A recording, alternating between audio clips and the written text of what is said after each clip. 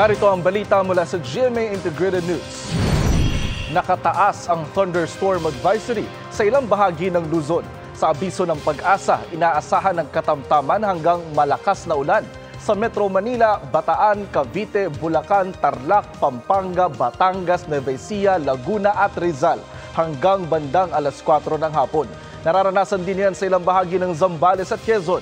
Pinaalerto ang mga residente mula sa banta ng baha o landslide. Narito naman iba pang balitang binabantayan ng GMA Integrated News. El Niño phenomenon tapos na ayon sa Pag-asa.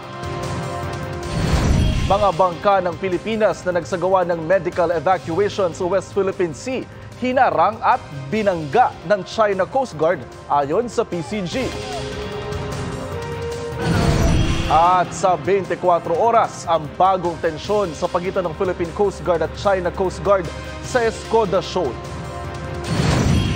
Para sa mas malaking misyon at mas malawak na paglilingkod sa bayan, ako po si Jonathan Andal ng GMA Integrated News, ang News Authority ng Pilipino.